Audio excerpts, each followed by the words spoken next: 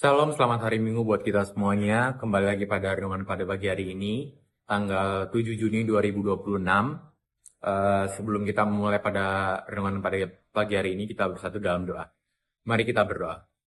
Tuhan Yesus, kami kembali mengucap syukur karena kasih-Mu, karena berkat-Mu, kami bisa bangun kembali pada pagi hari ini untuk beraktivitas. Tuhan, kiranya memberkati aktivitas kami dalam satu hari ini.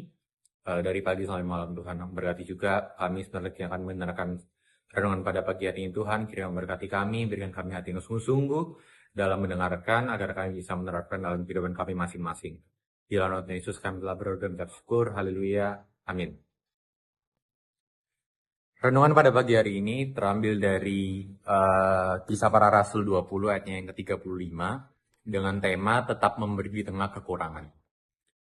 Nah, kita akan baca dari Kisah Para Rasul 20 ayatnya yang ke-35 yang berbunyi, dalam segala sesuatu telah kuberikan contoh kepada kamu, bahwa dengan bekerja demikian, kita harus membantu orang-orang yang lemah dan harus mengingat perkataan Tuhan Yesus.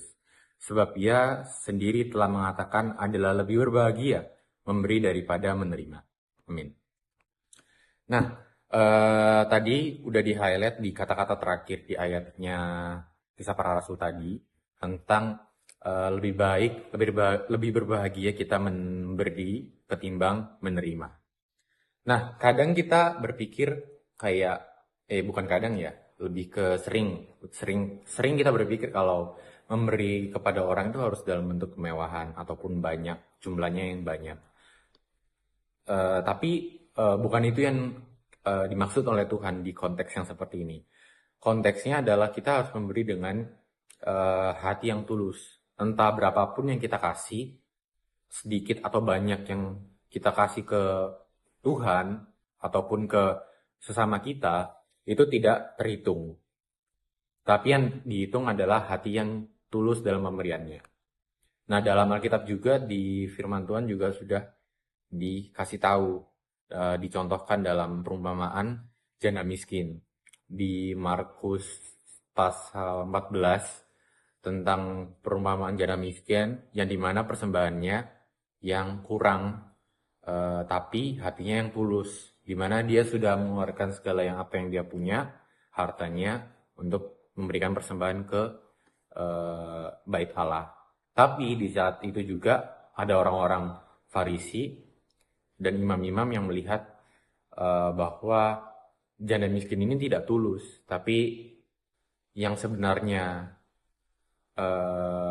dikasih adalah sebuah hal yang sudah ia punya, semuanya dikasih untuk Tuhan dengan tulus.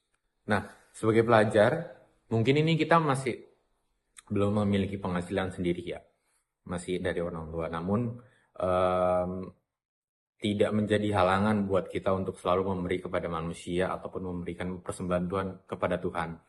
Dan tidak selalu materi ataupun uang yang harus kita beri, tapi lewat misalnya kayak membantu teman dalam memahami suatu materi di sekolah ataupun pelayanan, itu sebagai bentuk memberi juga, memberi waktu, memberi tenaga, memberi pikiran untuk sesama kita ataupun persembahan kepada Tuhan lewat pelayanan, dan memberikan semangat-semangat kepada orang-orang kalau lagi putus asa atau lagi banyak masalah.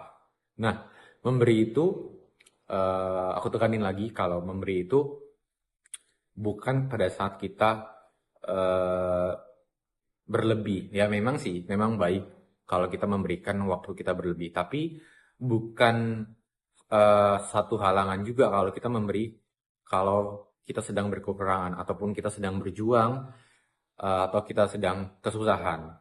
Nah, Tuhan mengajarkan dalam konteks yang tadi, firman Tuhan yang di Markus 14 itu mengajarkan bahwa berkat yang kita miliki itu bukan hanya untuk diri sendiri yang Tuhan kasih lewat kasih karunia ataupun berkat jasmani maupun rohani, itu bukan selalu menjadi milik kita sendiri, tapi menjadi berkat juga bagi orang lain, agar kita bisa salurkan ke orang-orang yang lebih membutuhkan. Bahkan di masa-masa sulit kita pun, kita selalu membiasakan untuk memberi meskipun itu susah. dan tidak mungkin apalagi dalam kondisi-kondisi kesusahan ataupun kondisi-kondisi yang tidak mungkin untuk memberi. Tapi bukan halangan untuk kita selalu memberi kepada sesama kita ataupun menolong sesama kita atau memberikan persembahan yang terbaik buat Tuhan. Karena persembahan yang baik untuk Tuhan adalah persembahan yang hati yang memberi adalah hati yang tulus. Amin.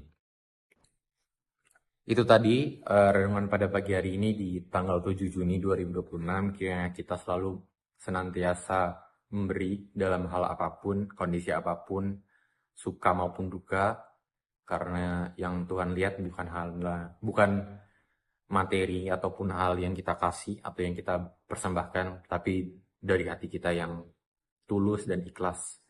Karena itu bukan hanya kepunyaan kita, tapi kepunyaan untuk sesama kita.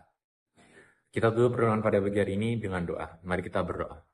Tuhan Yesus, kami kembali mengucap syukur dan karena kasih-Mu. Kami sambil menyelesaikan renungan pada pagi hari ini, Tuhan. Terima kasih atas segala berkat yang Kau berikan sampai hari ini, Tuhan. Kami bisa beraktivitas sampai hari ini. Tuhan, kami